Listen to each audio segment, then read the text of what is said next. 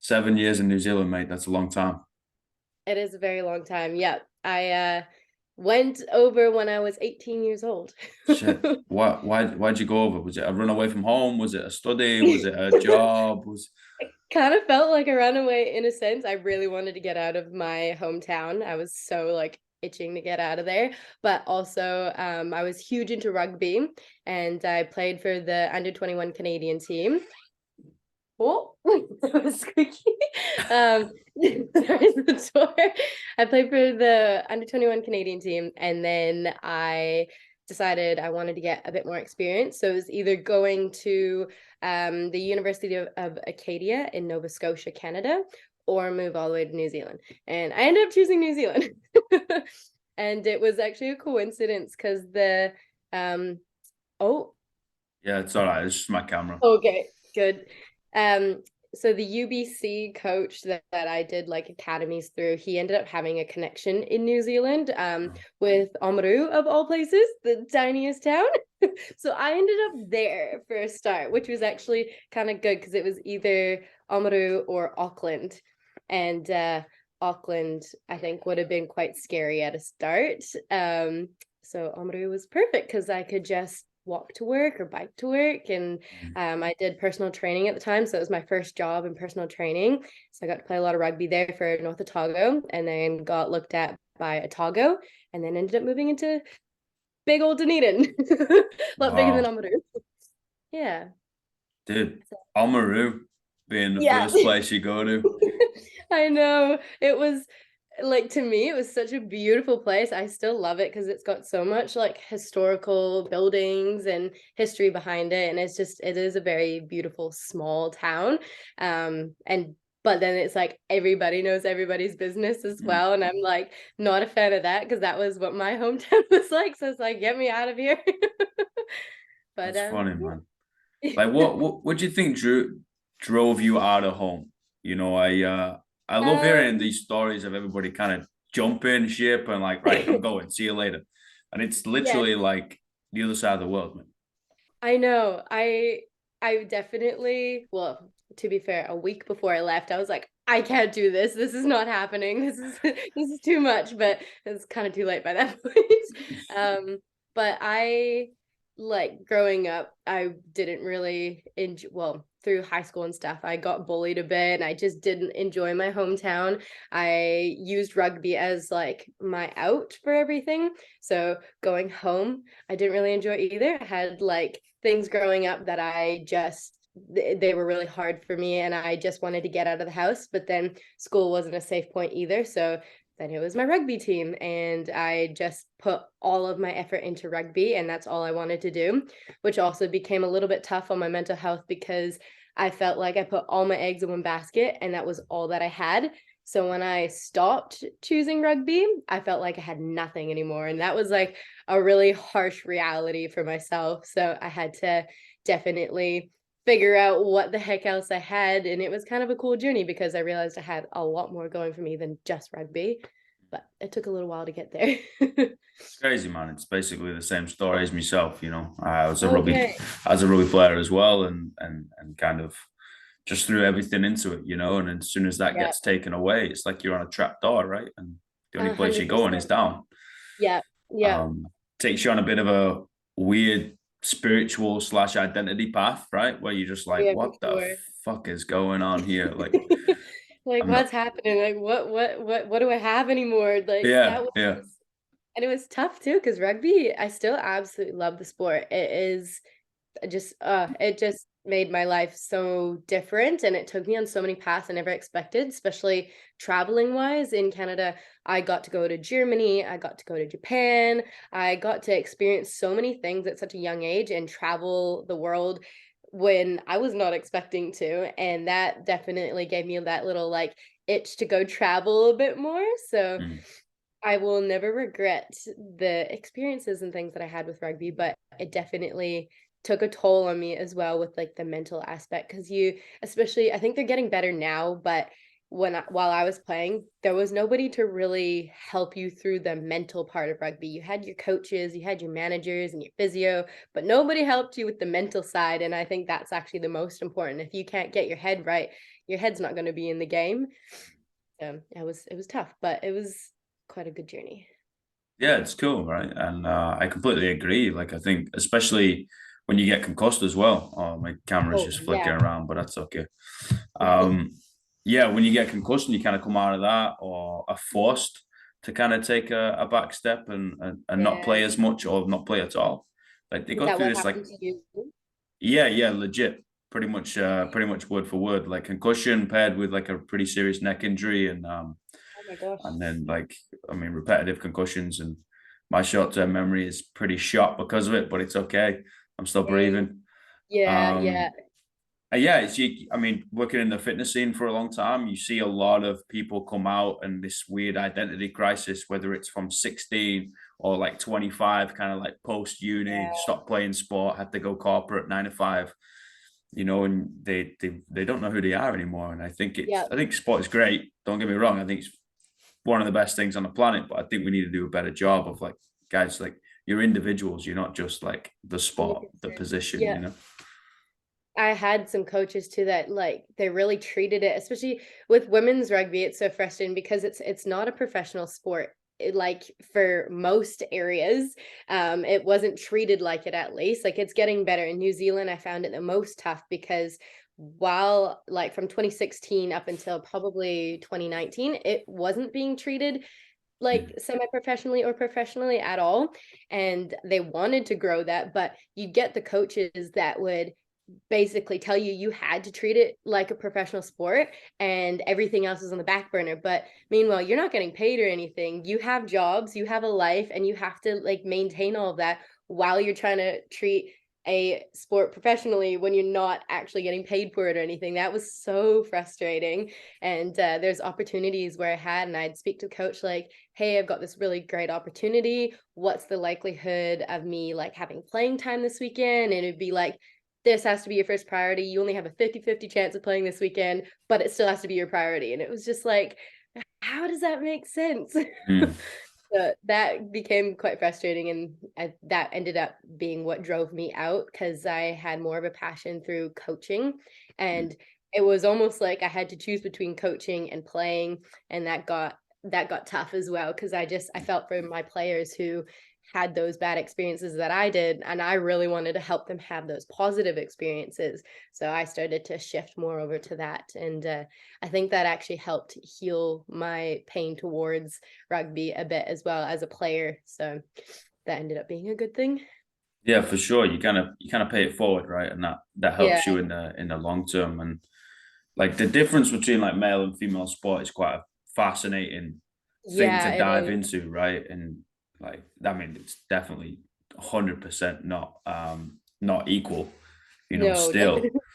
Um, but I think it's getting there. It was cool like going home. I went home for like 10 weeks and at the time there was some like World Cups were on and all that type of stuff, and like the disability sport was being highlighted, the female sport was being highlighted, and it was just all like BBC ITV was just yeah, littered with sport, and it didn't really matter. And that's really cool. yeah, I was just like talking to people like, oh, there's the rugby on.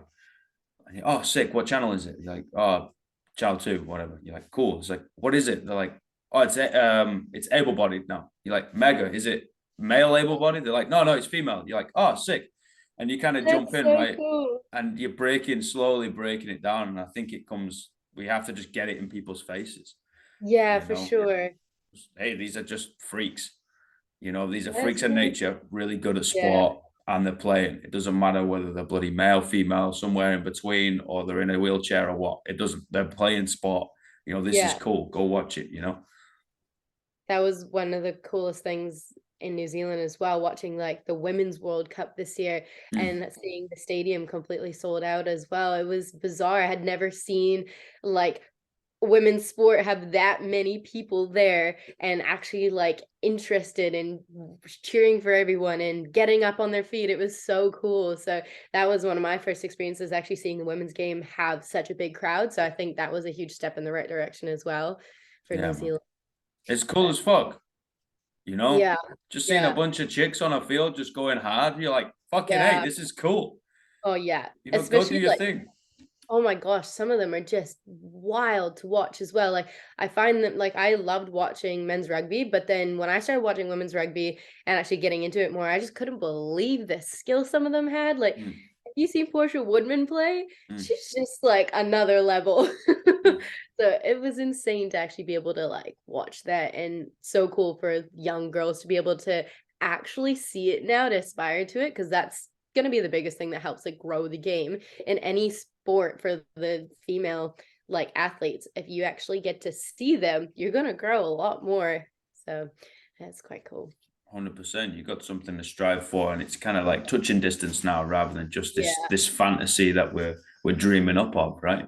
yeah, And you know, if you're a fan of the sport, you're a fan of the sport. You're not a fan of like a dude playing the sport, for example, yeah, right? yeah, It doesn't matter. Like the way the game's played might be slightly different, but that should interest you because there's a different skill set involved. The yeah, speed might be different, the physicality might be different, you know. And I'm just like, wow, this is cool.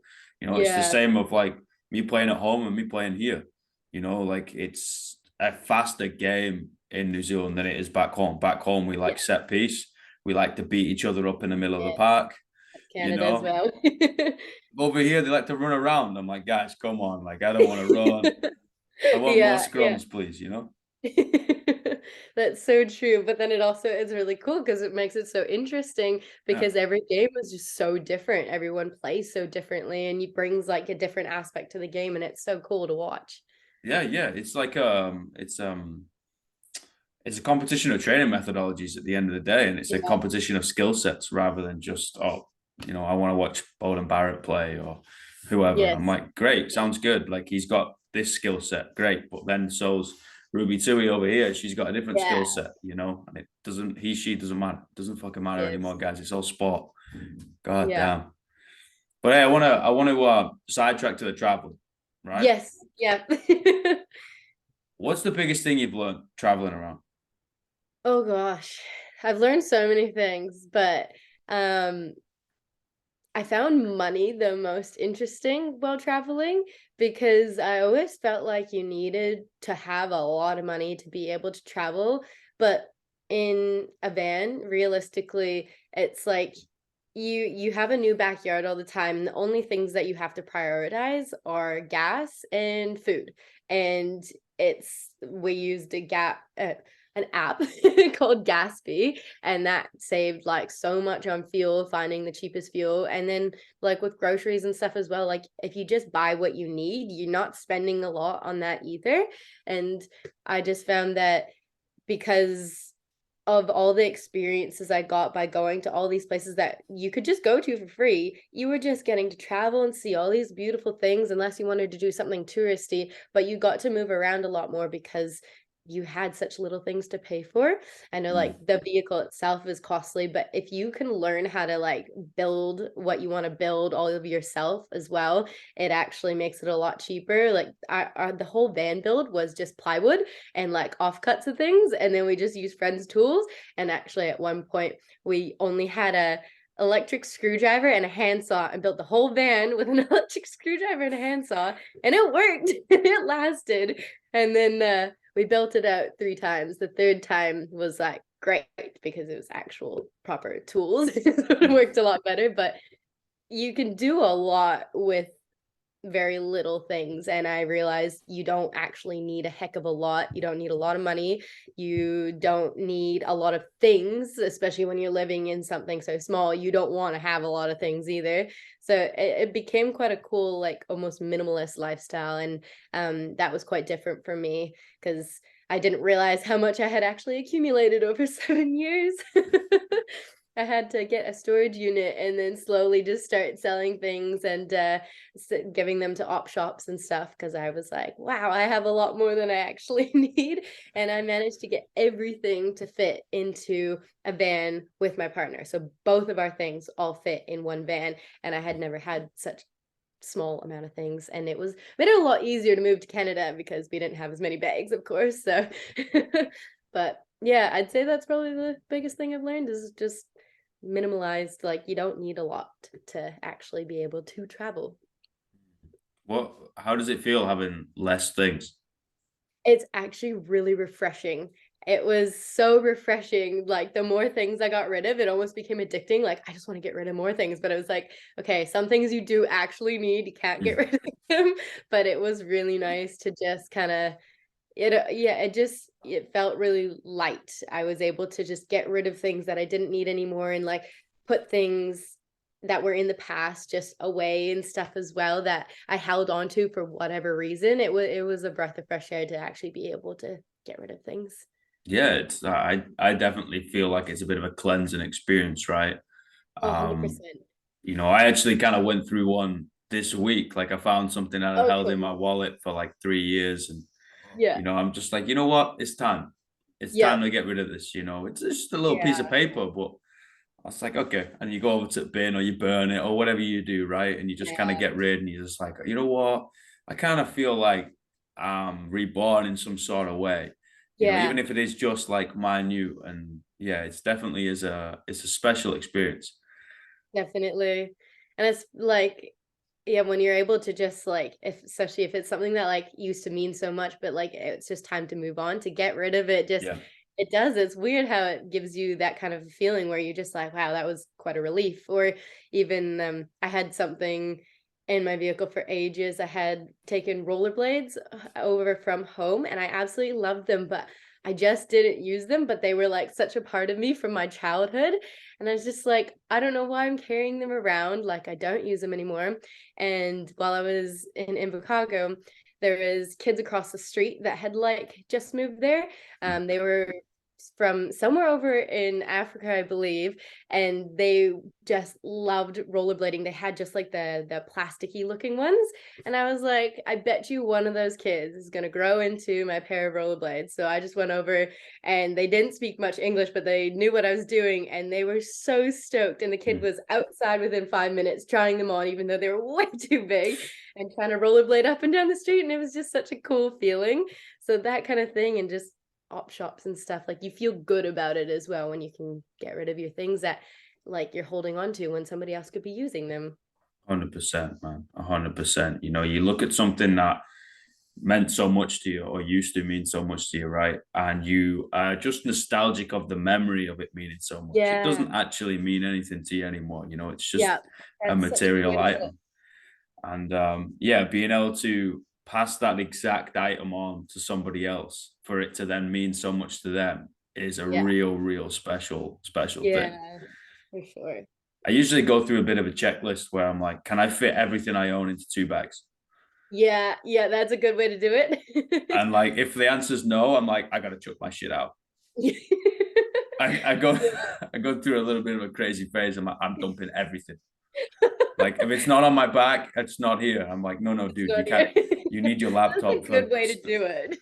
But I mean, it saves on traveling. Yeah, yeah, You for need sure. to kind Especially if of you move around a bit as well. Like it'd be such a hassle to have so much stuff and constantly have to move all of it. So, oh yeah, one-way that's tickets, man. It's the way I live yep. my life. One-way tickets, man. Good way to do it. People think I'm crazy, but fuck them. You Well, know. my ticket to New Zealand was should have been a one way, but my dad was adamant that I was gonna be home in 6 months. So he made sure there was a return ticket. I was like, Dad, don't do a return ticket. He's like, no, you're gonna be home. And then it was like a whole year later. Nope, still not coming. I was like, sorry, Dad, but Yeah. yeah, 7 years later. I'm Can, back now, can but you use not the for same long. ticket? No, I think he managed to get a refund on it or Nice. something, and he ended up coming over to visit me, which was Wow. great. Nice. Let's just turn around. You come over here since you haven't been here. It's definitely one hell of a place for people to come visit, and I think Oh there's a yeah. lot of spiritual stuff happening here as well, man. Yes. I definitely think so. I think the space helps that, I think any Yeah. like open, untouched space where there's a hell of a lot more nature and a hell of a lot less people, Oh you know, yeah. I And think the we people need are just so kind and friendly and like welcoming into the community as well. Like the North Island I found especially was like that. So yeah, it was just really cool and quite a different experience, especially the culture that brings everyone together as yeah. well. Whereas it's not as much like that over here, and that's something I do miss and knew that I would be missing. But it's still gonna be quite different because I'm wanting to go down to South America and Mexico and just to see like the different kind of culture and stuff down there and what people are like, and just the beautiful scenic stuff as well will be quite Mm. awesome. Again, living in a van. SUV this time. It's a little bit Wow. smaller. But I am excited because the plan is to get a pop-up tent for it. So it's a Nissan Xterra and it's bright yellow. It looks like a bumblebee.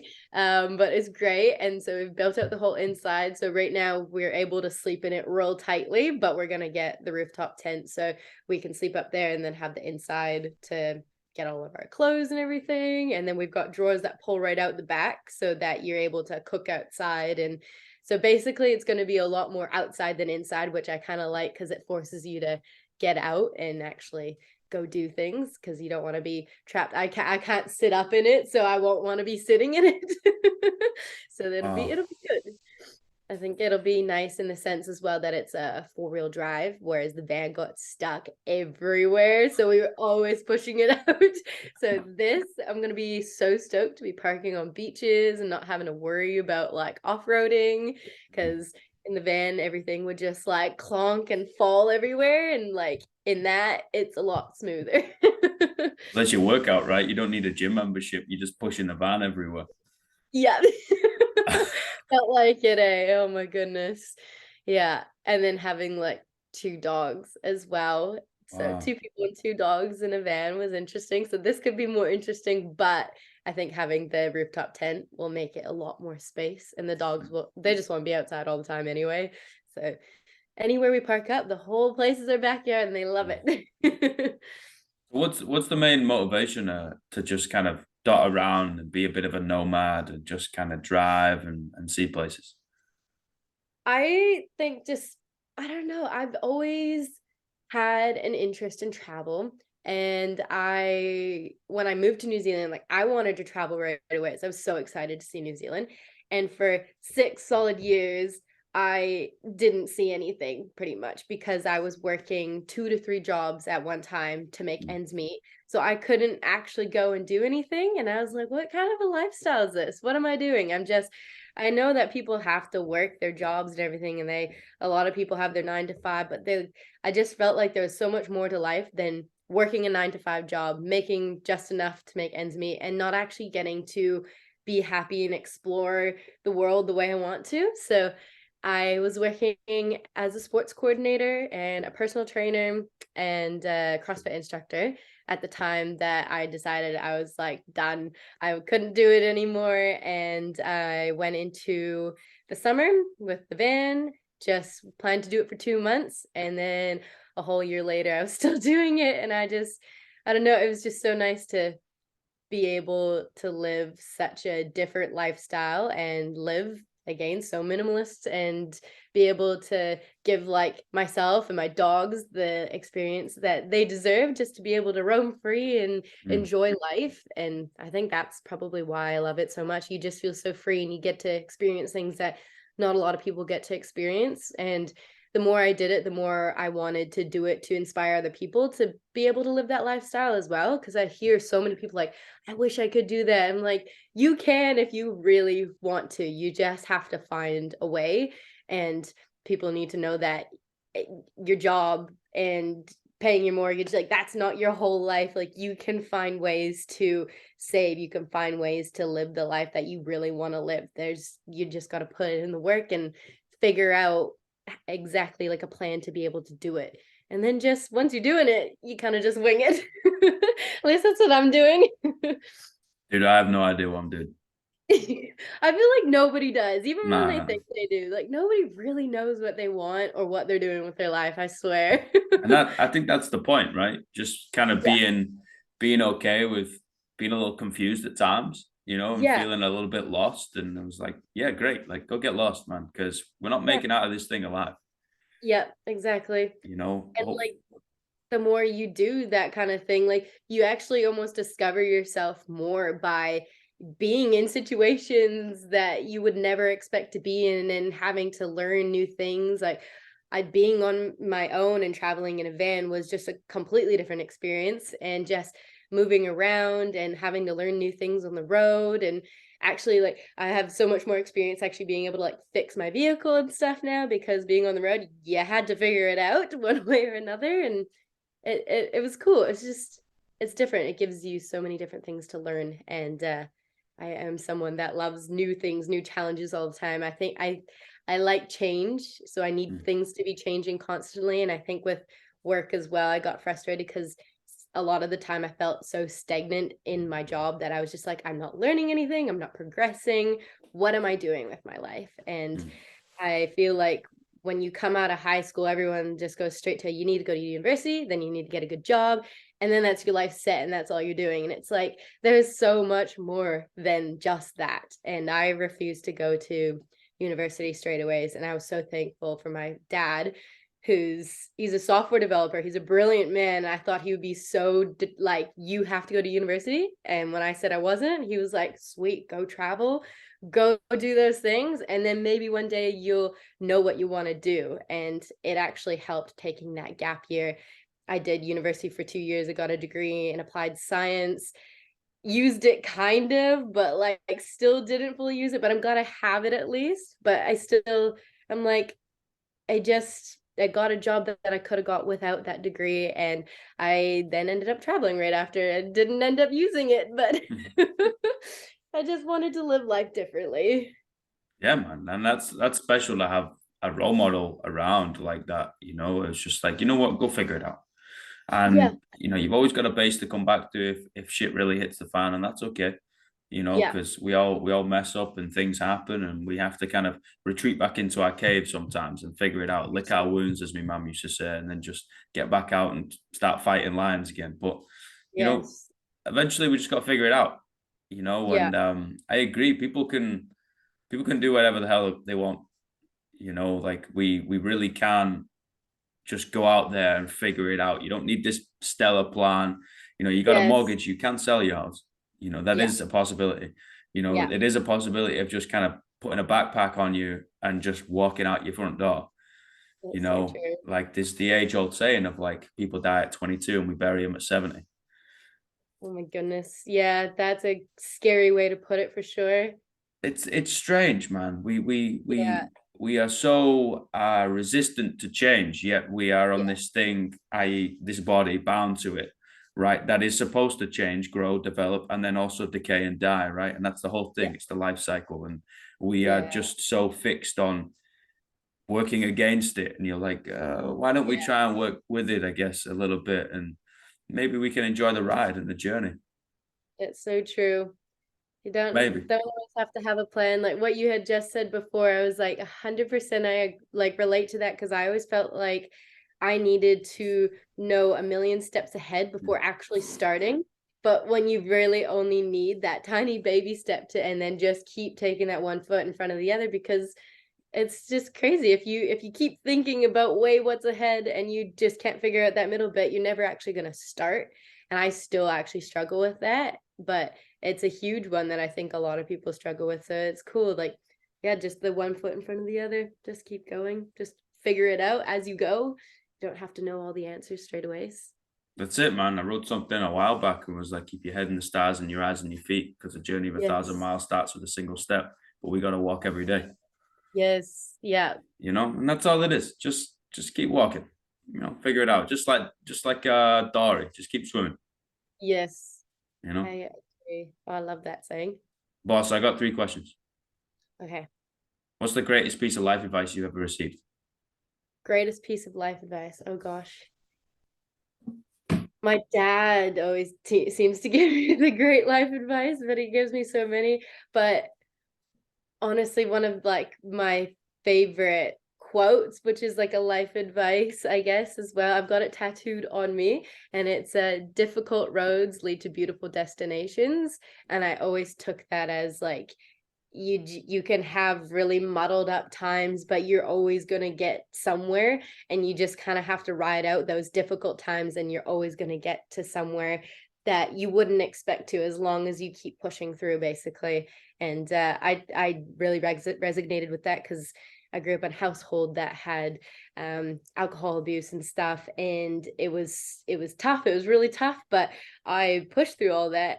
I moved across the world, and I created my own life, and it's been such a magical journey ever since. So you just got to keep pushing, and I think that's probably my favorite. That's really beautiful, mate. Yeah. What's the worst piece of life advice you've ever received? Worst. Oh gosh. Um, These are always funny. no. I don't know. I'm sure I've been given something. I can't think of one, eh? I'd say, see, I feel like I'd be mean if I were to say anything. I feel like anyone that told me like I had to go to university or I had to have a plan would be the worst advice, because you don't always have to have a plan. But that's just me personally. I think everyone needs to figure things out at their own pace, and you shouldn't be forced into thinking that you have to do something in order to have a successful life, because I think that's kind of bullshit. 100%. You don't need to do anything. You don't have to do anything. If you want to go, if you want to do it, go do it. And that's Yeah. it. Yeah. All right, last question. What are the 3 words you tell your younger self? 3 words I'd tell my younger self. Yeah. Oh,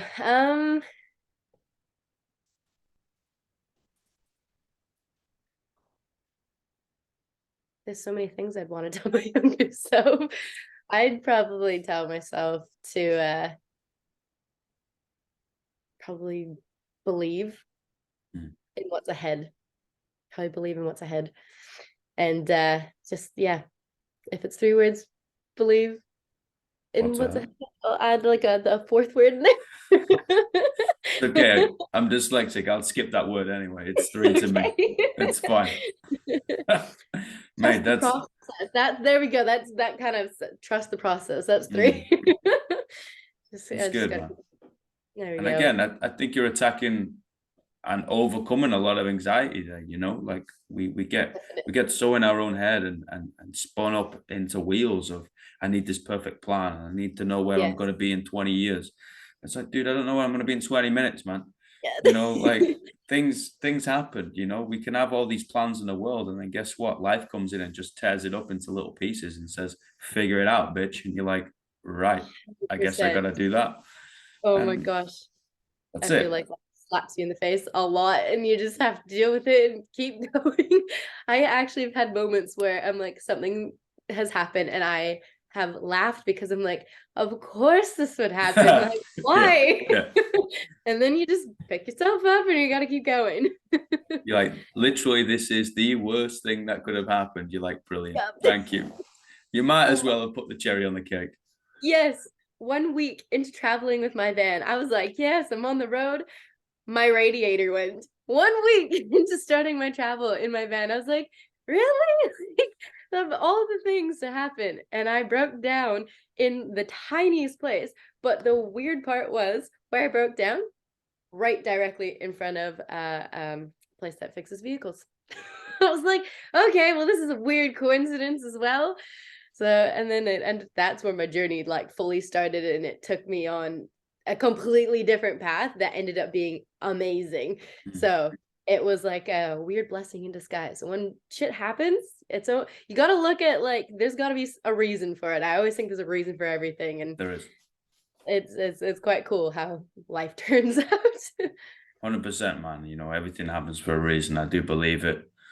Sometimes we go down a bad path and something happens and it just slaps you a little bit off track and you go down the Yeah, right one, and it's like, yeah, yeah. okay. Thanks for that, guys. It's when you resist it so much is when shit really hits the fan. Yeah, It's like just kind of go with the flow. Sometimes you just gotta lay back in those waves and let it take you to paradise. definitely. Mate, This has been a pleasure. Thank you so much.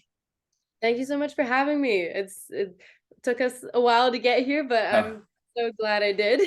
That's all right, man. I love hearing stories from people just dotting around and doing this thing called life. You know, it's like it's Yes. so fascinating, and I think truth is hidden in people's perspectives. And if I only have my perspective, then I only have one truth, and that is very biased. So I like to hear people's, opinions. I think it's fascinating. It's the beauty of life, just Yeah. people. It's so cool. That's a great way to look at it. Oh, well, thank you, mate. You're always welcome. You want to talk shit or talk shop? I'm here. Sweet, that sounds great. You I will know, definitely hit you up again. I would love to do this another time. and if I feel like I'm in the Amazon somewhere, I'll get on the sat phone and be like, "Yo, I'm lost. Like I'll I need try to a help hand." you out the best I can. I'll be looking for like a bumblebee fucking SUV. Yeah, Be it like, stands out for sure. I know who that motherfucker is. I'm gonna go. I'm gonna go see if I can get a coffee. By that time, there'll be a pop-up tent and everything. Might actually have my little like tag on the back of it, so Love it. you'll find me. Perfect, mate. Thank you so much.